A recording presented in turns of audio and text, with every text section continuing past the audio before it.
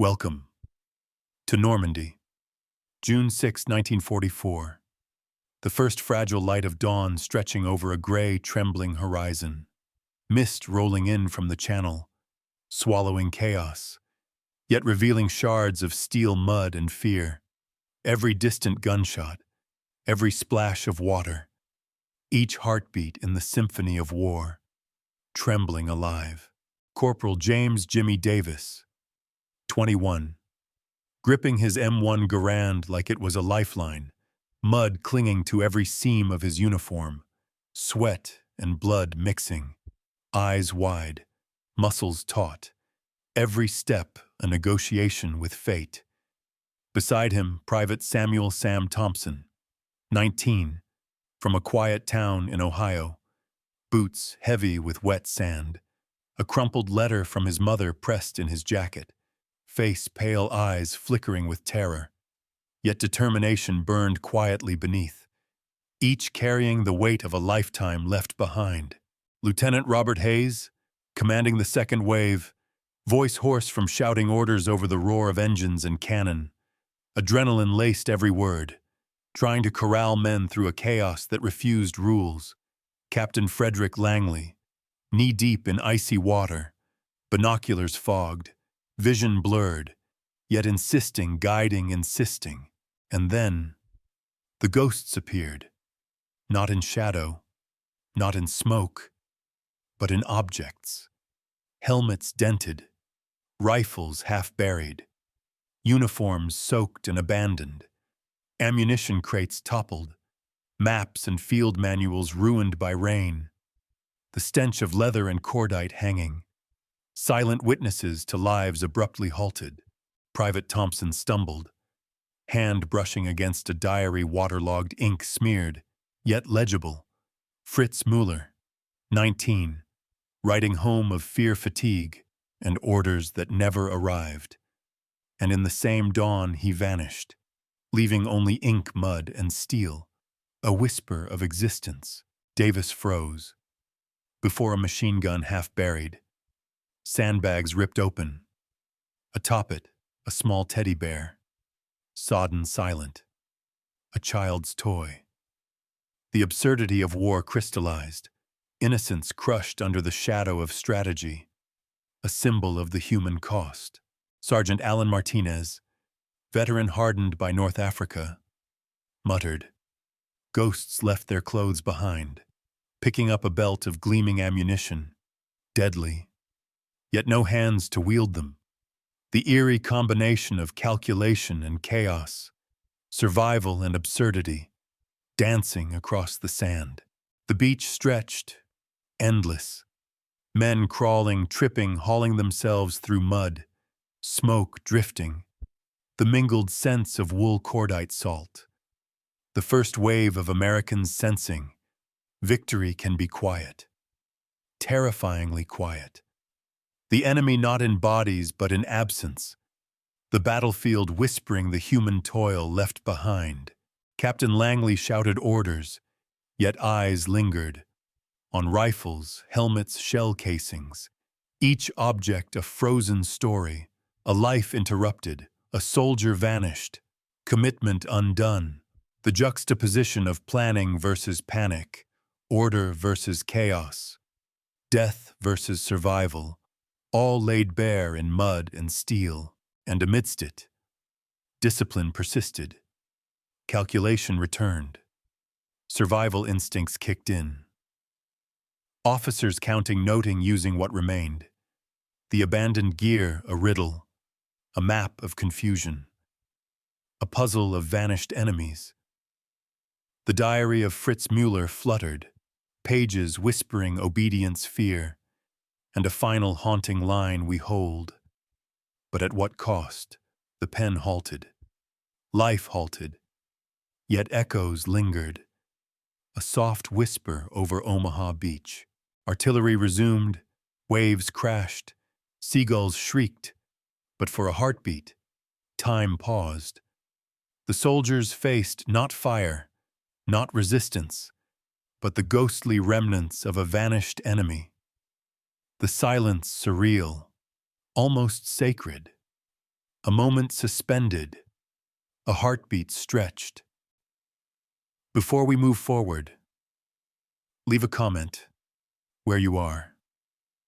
The second this scene struck you, the weight of emptiness, the eerie calm, the strange beauty amid chaos, the human echoes left behind. June 1944. The Channel waters shimmered under a pale, hesitant dawn, mist rising in slow, ghostly coils, hiding the shapes of ships, barges, and the distant outlines of landing craft. The wind carried the scent of salt oil and anticipation, a calm so fragile it seemed unnatural, as if the world itself was holding its breath. The Allies had assembled their forces for months, meticulously planning, calculating every inch of coastline, every bunker, every possible defensive position. The air was heavy with expectation. Thousands of men, tens of thousands of tons of equipment, nerves taut, the world watching, every detail rehearsed. Yet nothing could truly prepare them for what awaited on the beaches. Overhead reconnaissance planes cut through the fog, engines whining, shadowing the coastline. Radio chatter filled with clipped words, coordinates, enemy positions, expected resistance. The hum of machinery mixing with the cries of gulls, a lull before the storm, every pilot aware that a single mistake could cost lives, could change the course of the war. On the beaches, the sand was cold, damp, indifferent, each grain a witness to history about to be written in blood and sweat. The first wave of soldiers crouched behind obstacles, beach obstacles planted by the Germans, hedgehogs, stakes, mines, designed to halt, maim, kill.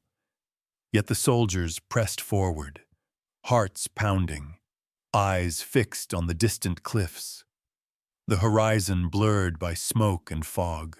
Lieutenant Hayes checked his men, counting, nodding, whispering short instructions. Corporal Davis adjusted his grip on his rifle. Private Thompson swallowed, eyes flicking to the water, the surf lapping against steel landing ramps, the cold seeping into bones. Each man aware that the moments to come would be decisive, final, irreversible.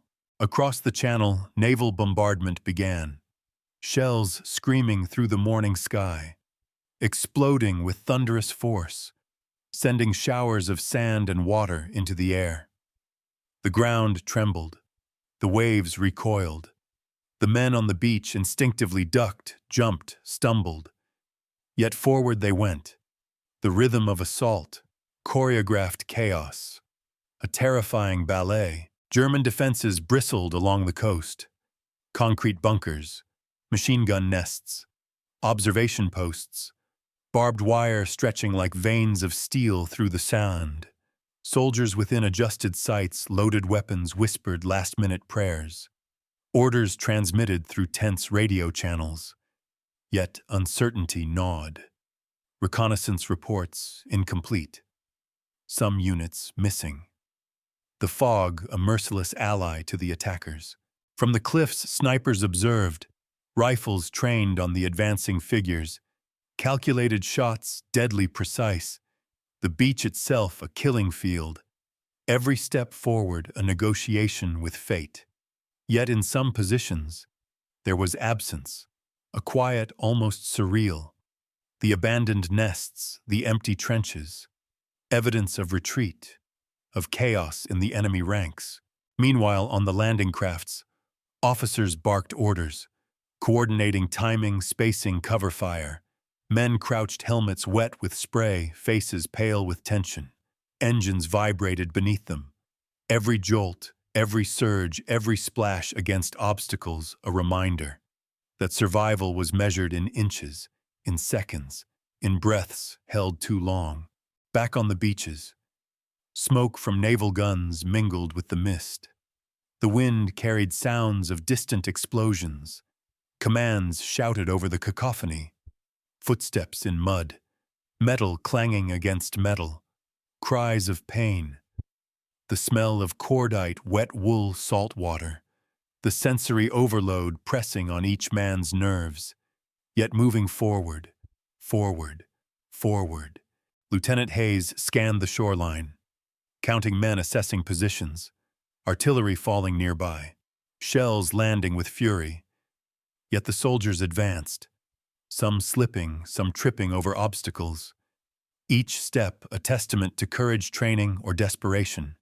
The cliff ahead looming, the bunkers bristling, yet in patches, eerie silence, abandoned machine guns, toppled sandbags, objects left behind, telling their own story. Off to the right, Captain Langley coordinated with engineers, clearing obstacles, marking paths, laying makeshift bridges over craters, the methodical work continuing even as chaos raged around them.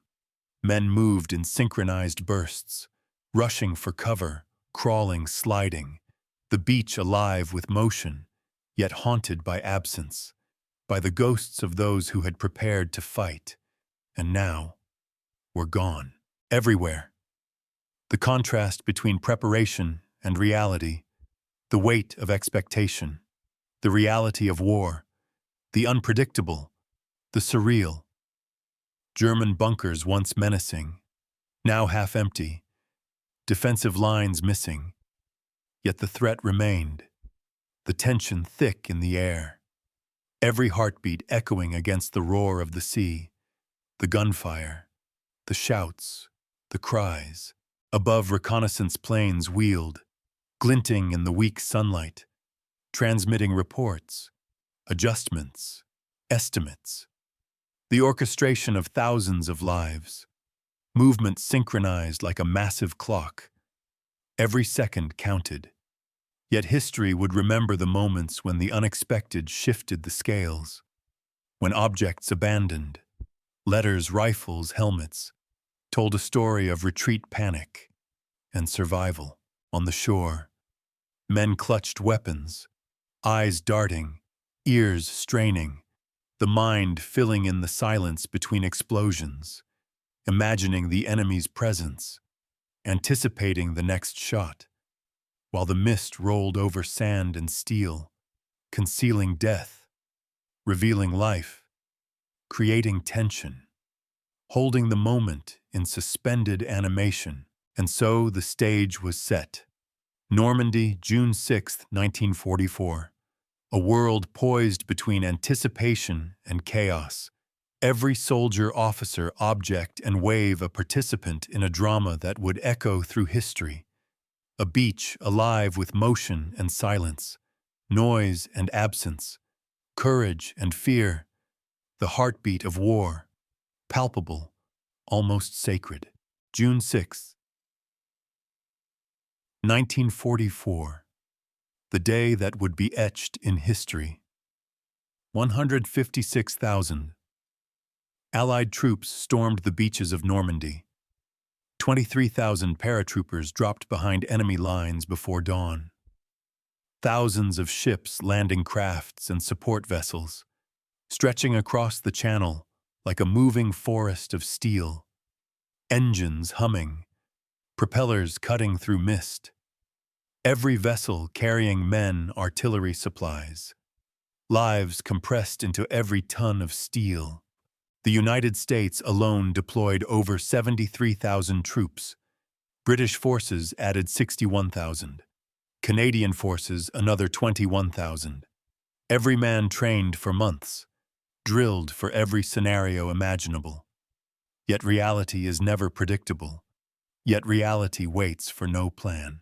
On Omaha Beach, the first wave faced obstacles planted meticulously by German engineers. Hedgehogs, wooden stakes, anti-tank traps, mines, spaced to maim, to kill, to halt momentum. Over 2,000 obstacles along a 3-mile stretch.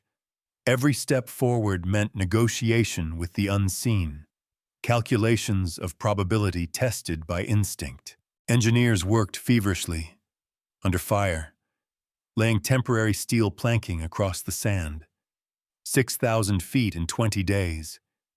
Each CB enduring 16-hour shifts. mud rain and shell fire. Every spike hammered, every plank placed, a lifeline for thousands following behind.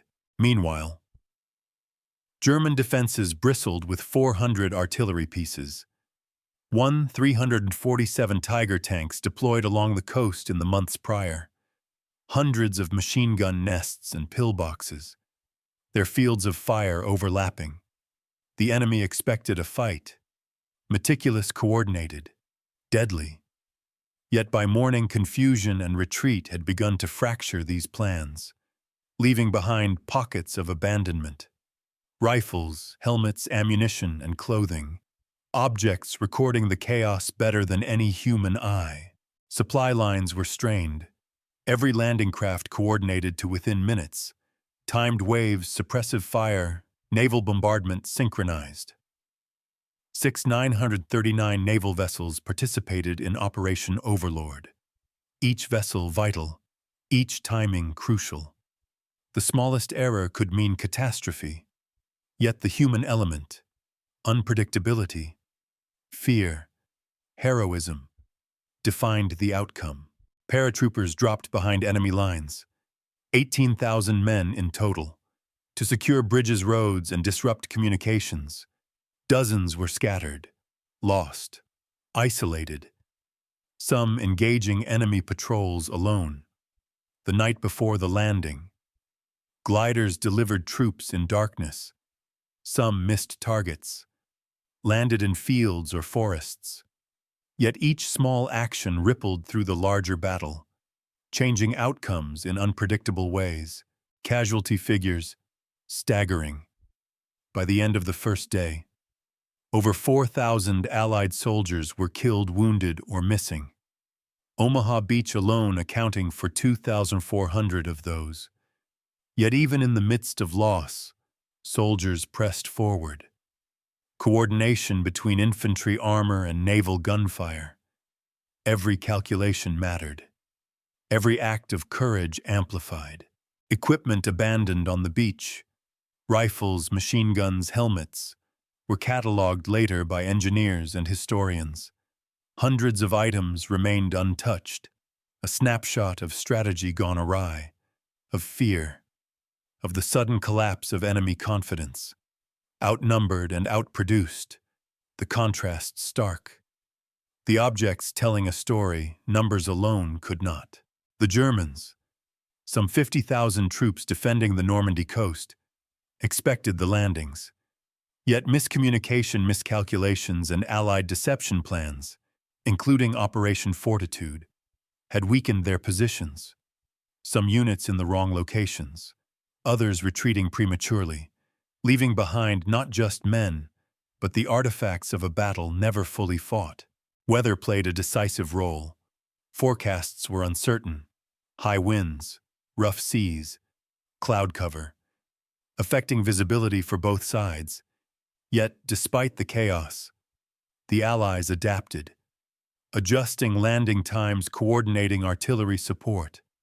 Every detail recorded in the logs of the War Department. Hundreds of pages, precise technical code, yet behind every number, a human life. Trembling, daring, persisting. Amphibious operations required exacting precision. 939 vessels, 13,000 aircraft overhead, thousands of tons of supplies. Every second counted, every shot fired counted. Yet the objects abandoned on the beach, rifles, helmets, diaries, silently marked the moments where human error, fear, or instinct intersected with meticulous planning. They became physical evidence, a fact layer anchoring the chaos. By the end of the day, over 156,000 Allied troops had landed, some facing unbroken fire, some met with silence, some encountering pockets of enemy, others discovering equipment abandoned in mud. The duality of war made tangible, violence and absence, courage and panic, lives lost and lives preserved, objects standing witness, counting what humans cannot. And yet, through the statistics, the figures, The logs, the presence of abandoned gear told a story the numbers could not. A story of fear, collapse, heroism, disarray, and the human heartbeat beneath every calculation.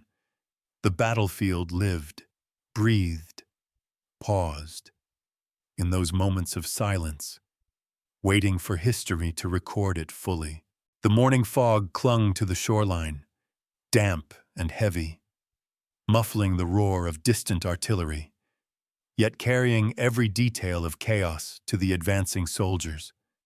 Corporal James Jimmy Davis crouched low, mud dripping from his helmet, rifle trembling in his hands, heart hammering, each breath shallow, each step forward a battle with instinct, with fear, with the weight of what lay ahead. Beside him, Private Samuel Thompson stumbled, boots sinking into wet sand. The letter from his mother pressed against his chest, crumpled, soaked, yet still a reminder of home, of a life outside this hell. His eyes scanned the beach, and then they caught the first glimpse. Abandoned German gear, rifles half buried, helmets dented, ammunition boxes toppled, sandbags ripped open, each object a testament to chaos, panic, the enemy suddenly absent or retreating. Lieutenant Robert Hayes waved frantically, directing the next wave of soldiers, shouting orders over the roar, his voice ragged, adrenaline lacing every syllable. Men scrambled forward, slipping, sliding, some tripping over stakes, some crawling beneath fire, the rhythm of advance broken, jagged, dangerous. And then Corporal Davis froze, a machine gun protruding from a shallow crater. Still loaded, sand spilling from the magazine, and on top, a small teddy bear, sodden, silent, incongruous. Innocence placed atop instruments of war, the absurdity, the horror, condensed into a single object, a frozen moment in a beach alive with movement and death. Nearby, Sergeant Alan Martinez, veteran hardened by the North African campaign, muttered under his breath. Ghosts left their clothes behind. He bent over a half-buried helmet, brass rounds glinting in the pale light, still deadly, yet no hands to fire them. The surreal reality of abandoned soldiers, a tangible silence amid the roar. The soldiers pressed forward, crawling over obstacles, water lapping at their knees, mud pulling them down. Each step met with the unexpected. Thompson reached a toppled sandbag, peered inside, a soggy diary, the words smeared, yet legible. Fritz Mueller, 19, writing home of fear, of orders that never came, and the dawn where he vanished, a human voice, cut short, suspended in time. Captain Frederick Langley coordinated engineers clearing obstacles, shouting orders. Yet he too glanced at the scattered equipment, helmets, rifles, shell casings, each item a story left behind, the weight of absence pressing down, the battlefield speaking through objects, through silence, across the sand. Another private fell, tripping over a half-buried plank. Davis lunged, pulling him up, splashing through shallow water. The roar of guns momentarily drowned out by a scream, a sob, a shout. The human element, raw, unfiltered. Courage mixed with terror, instinct mixed with panic. A heartbeat suspended in sand and steel. Lieutenant Hayes waved forward a group of engineers, laying temporary bridges, pointing paths through the mud and obstacles. Bullets ricocheted off steel, shrapnel scattered, yet the men moved with mechanical precision, training overriding fear, coordination attempting to impose order on chaos. Private Thompson stopped, staring at a pair of boots, upright, sand-filled, no one inside. Davis followed his gaze, his jaw tight, silent. A soldier vanished, leaving only clothing as testimony. Martinez shook his head, muttering, disbelief mingling with horror. The surrealness of war painted in mud, steel, and absence. And yet, amid the shock, calculation returned. Officers counting, noting, marking positions. Abandoned gear became a map, a puzzle of enemy movement, a riddle of fear and retreat. Each diary, each helmet, each rifle, a fragment of narrative, a frozen heartbeat. The battlefield alive not only with action, but with echoes of lives interrupted, of courage and fear. The diary of Fritz Müller lay in the sand, pages fluttering in the morning breeze, words describing fear, obedience, miscommunication, a young soldier's final entry. We hold, but at what cost? The pen halted, life halted. Yet decades later, the whisper of that voice lingered, across sand, across time, across memory. Artillery resumed. The waves crashed. Seagulls screamed overhead. Yet for a heartbeat, time paused.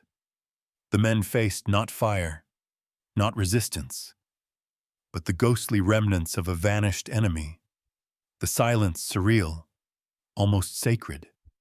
A moment of reflection amidst action. Courage observed through absence. Fear witnessed in objects. Captain Langley called out again. Move forward. Take cover. Keep momentum. Yet their eyes returned to the scattered helmets, the abandoned rifles, each object speaking volumes, a human story, a soldier's life, a life intersecting with chaos, with planning, with fate. Corporal Davis adjusted his rifle, mud dripping from his sleeves. Thompson clutched his soaked letter tighter. Sergeant Martinez scanned the horizon. Their reactions varied. Fear, awe, disbelief, determination. Every heartbeat recorded in memory. Every movement synchronized with instinct, survival, and duty.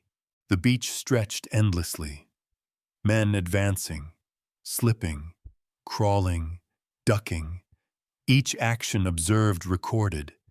Yet every soldier carrying within him the weight of human history. Courage and terror intertwined. The battlefield alive with motion, yet haunted by absence. The abandoned gear a tangible reminder of the human story beneath statistics, beneath strategy, beneath orders.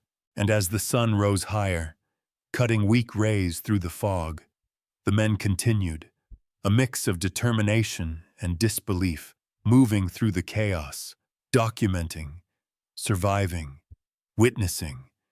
Every step a microcosm of war itself, and every abandoned object, a story waiting to be told. The morning unfolded, fog still clinging to the shoreline. Yet the scale of the operation became painfully clear. Across the beaches, across the cliffs, the numbers were staggering, overwhelming, almost incomprehensible. Germany had prepared 50,000 troops along the Normandy coast, reinforced with 347 Tiger tanks, hundreds of artillery positions, machine gun nests bristling like steel thorns across the sand, overlapping fields of fire, each bunker a fortress, every plan meticulously laid, soldiers drilled, supply lines prepared, confidence radiating through the ranks, a sense of invincibility. Yet reality shattered that expectation.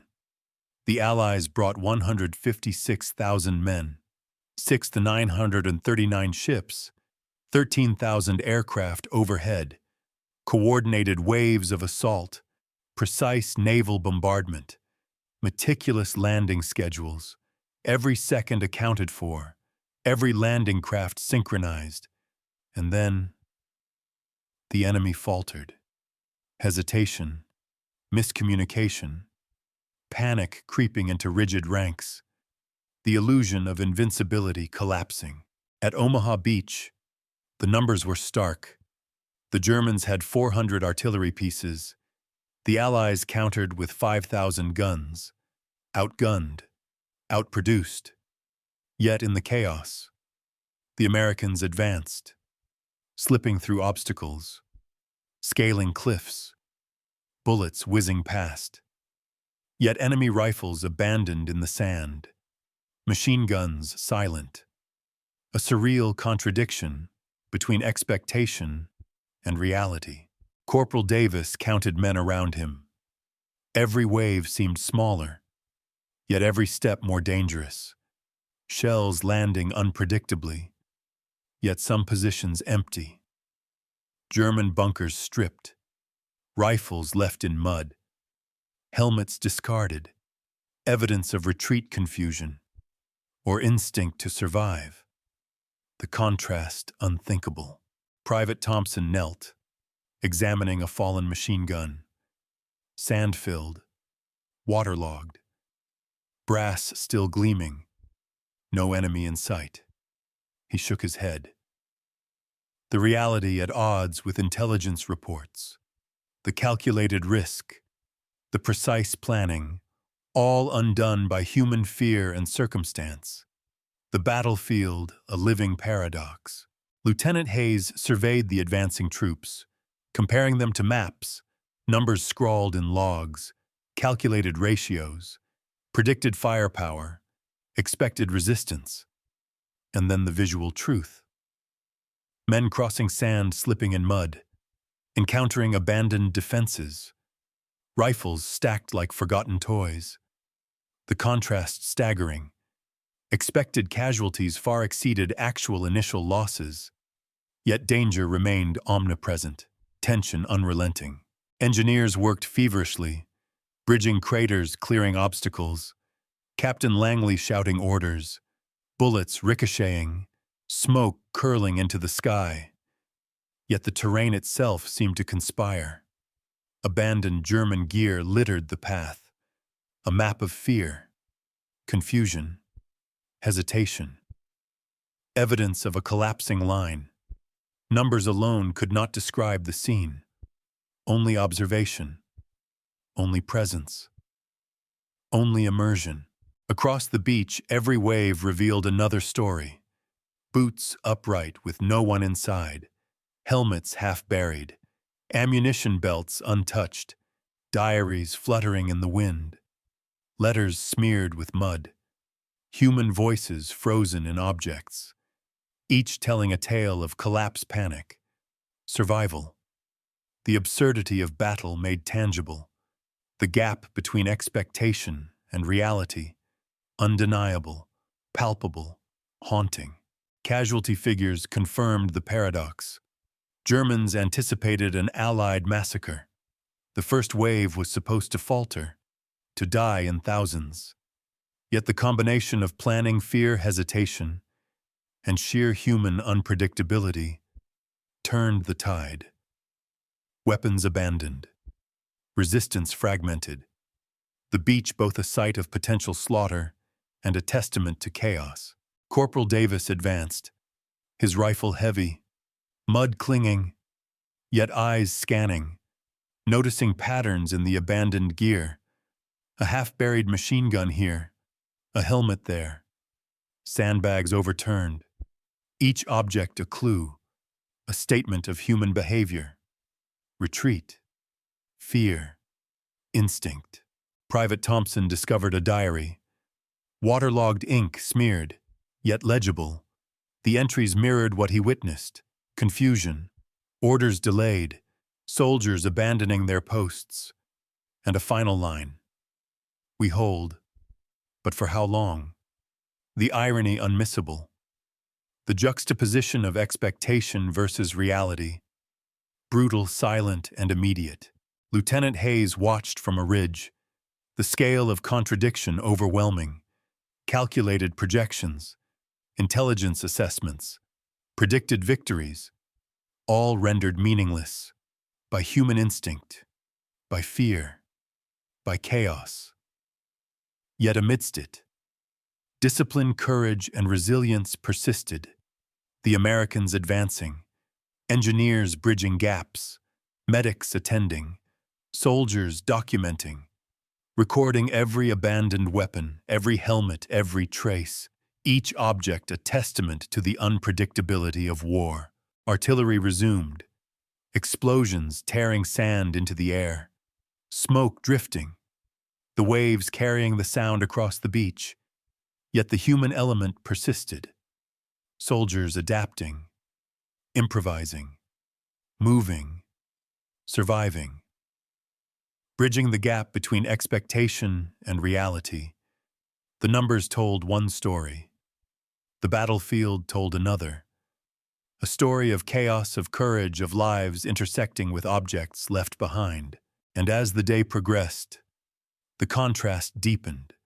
Predicted slaughter versus actual advance. Expected carnage versus abandoned rifles. Imagined invincibility versus human frailty. The beach, a living example, a study in duality. Every soldier, every helmet, every rifle, every diary, a line in a story of fear and resilience. The battlefield alive with contradictions. Every heartbeat amplified. Every object speaking volumes. By afternoon, the first wave had secured positions, bunkers captured, resistance weakened. Yet the traces of the German collapse remained. Objects abandoned. Letters, rifles, helmets, each one a silent witness, marking where human calculation failed and human courage succeeded.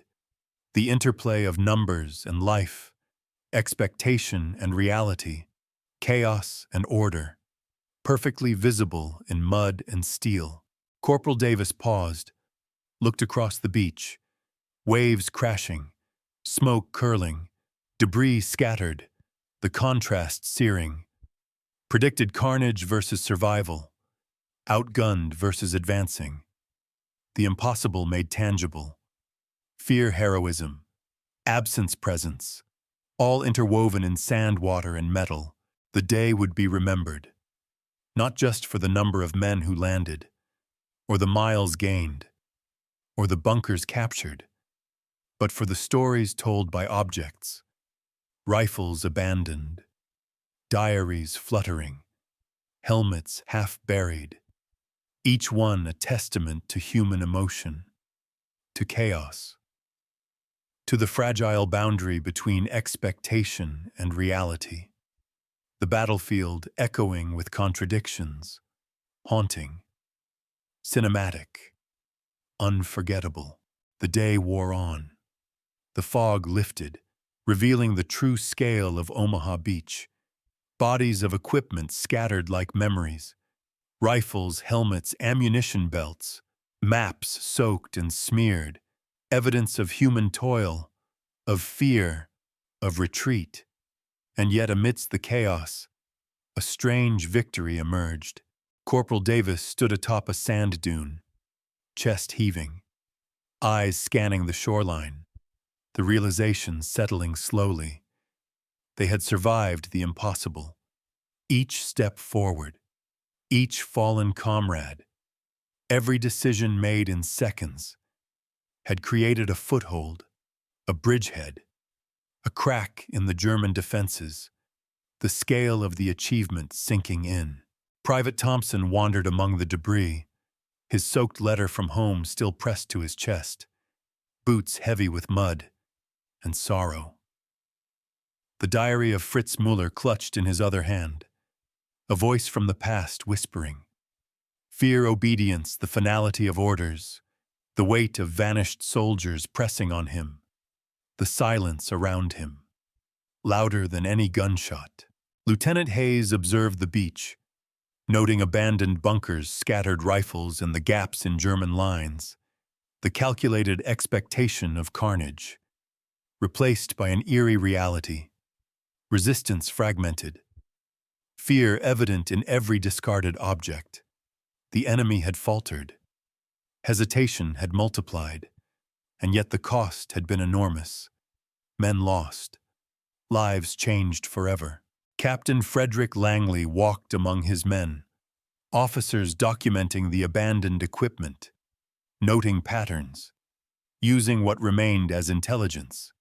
Yet even in triumph, there was a sobering truth. The battlefield remembered.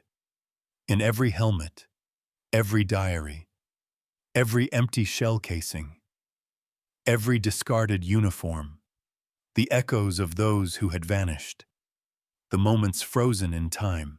Sergeant Martinez knelt by a half-buried machine gun, brass rounds glinting in the sunlight, a silent witness, a reminder that life is fragile, that death waits in the smallest details.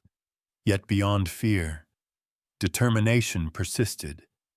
The soldiers had pressed forward, survived, and now stood on ground once defended fiercely, now theirs, temporarily, eternally marked by courage and chaos.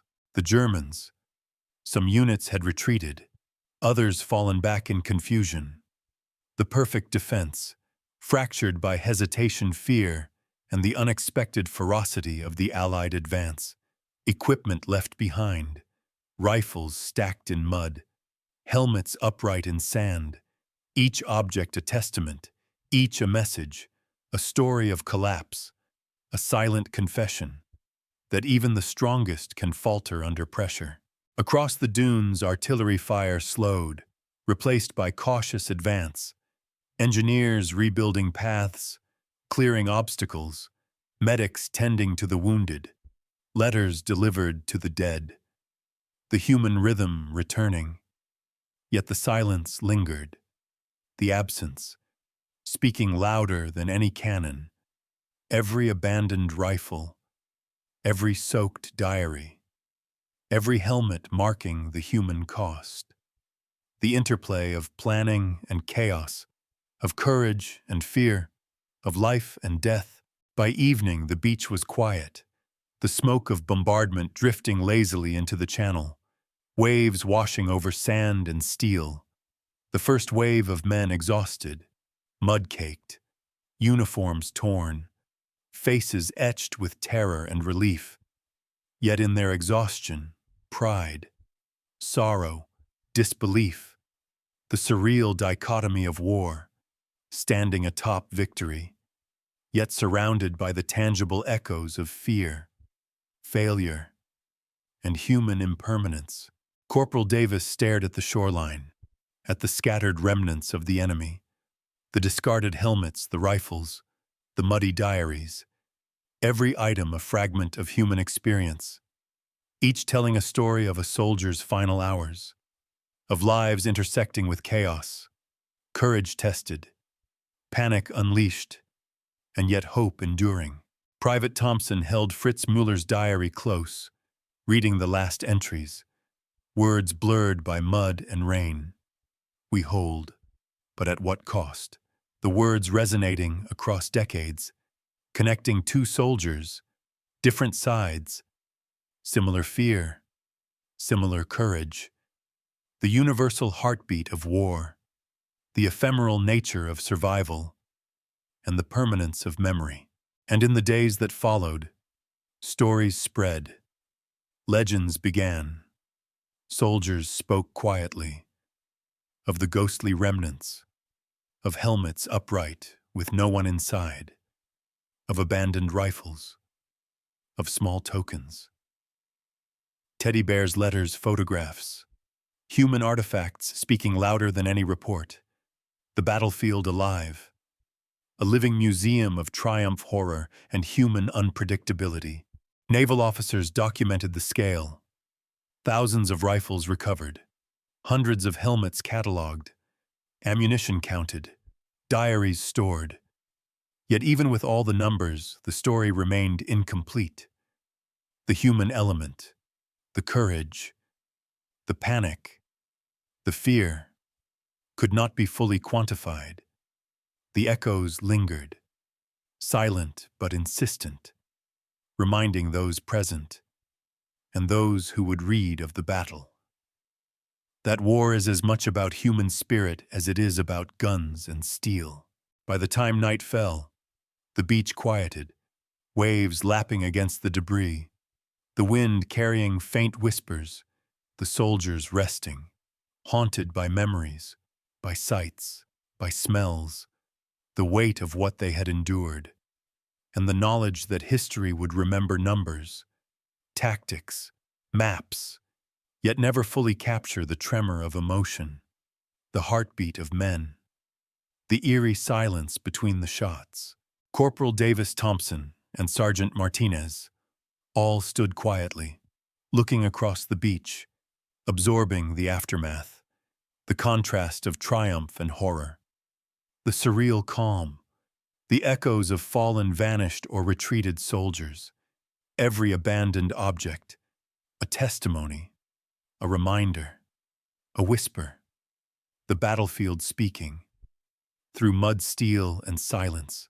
And so, as the channel waters shimmered under a fading sunset, the first wave of Omaha's stormed men survived, prevailed, and bore witness, not just to victory, but to the haunting remnants of human endeavor, to the paradox of war, triumph painted with loss, courage shadowed by fear, and the indelible echoes of men, objects, and choices that would linger long after the beach had emptied. The sun had long dipped behind the cliffs, the mist rolling in again, soft and gray, carrying the faint cries of gulls, the distant lapping of waves, and the silence, so complete. It pressed against the minds of those still standing.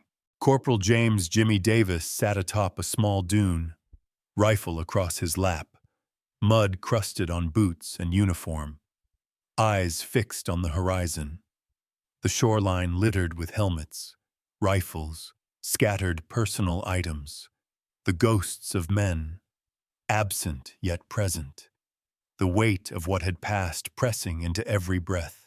Private Samuel Thompson knelt beside a half-buried diary, the words smudged with mud, yet still legible. Fritz Mueller's final entry, "We hold, but at what cost?" The voice of a young soldier, cut short, echoing across decades, a whisper carried by the wind, a reminder that war is measured not only in victories, but in lives interrupted, in human experience suspended.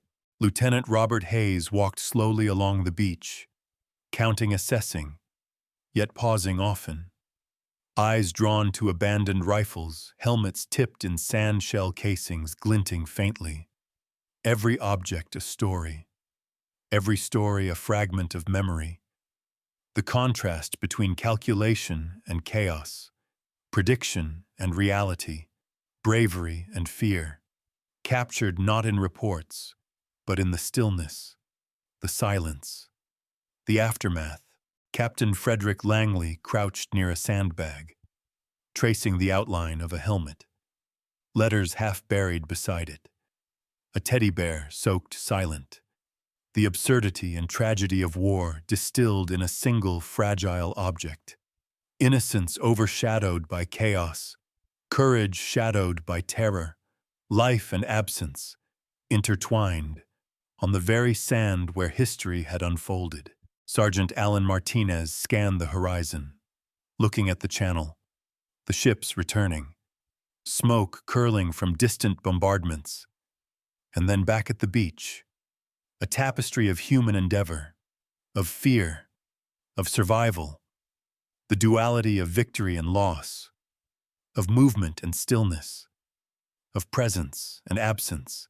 The men reflected silently, each processing in their own way, the enormity of what had been achieved, the horror of what had been endured, the unpredictability of human behavior, the objects left behind, speaking louder than words, each rifle, each helmet, each diary, a testament to courage, to chaos, to mortality. Even the environment seemed to remember. The waves washing over abandoned boots, carrying away mud sand and fleeting traces of life.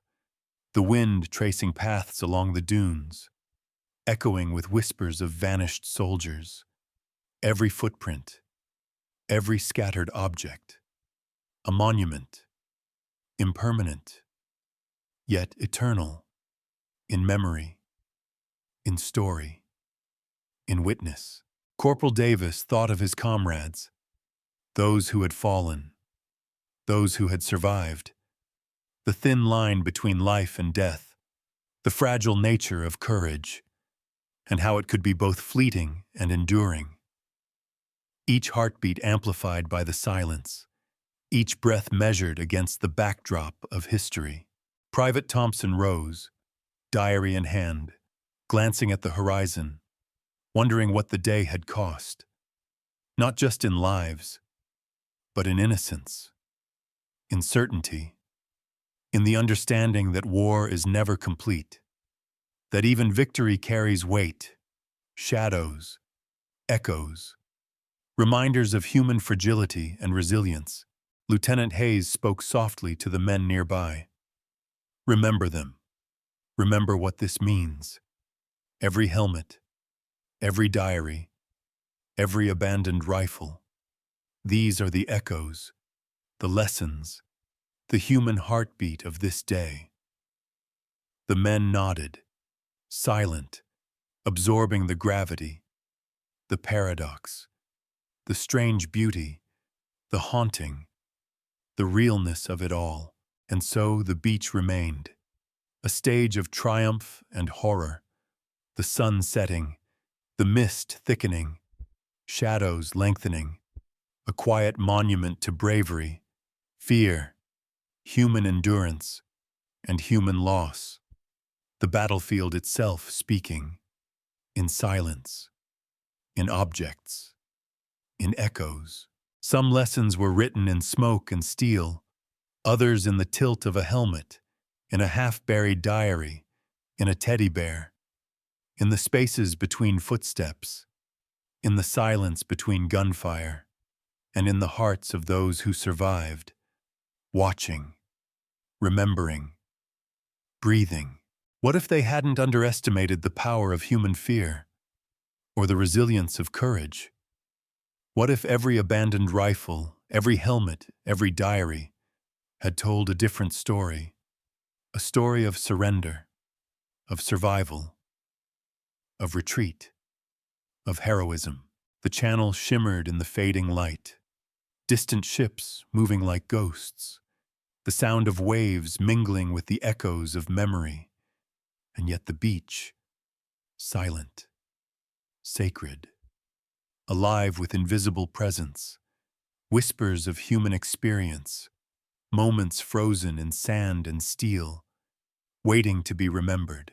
Next, we will see how these echoes ripple through history, how objects, stories, and memories transform into legends, into lessons, into reminders of the fragility and resilience of humanity in the face of war. The first light had given way to dusk, the battlefield quiet, yet alive, alive with whispers, echoes, shadows.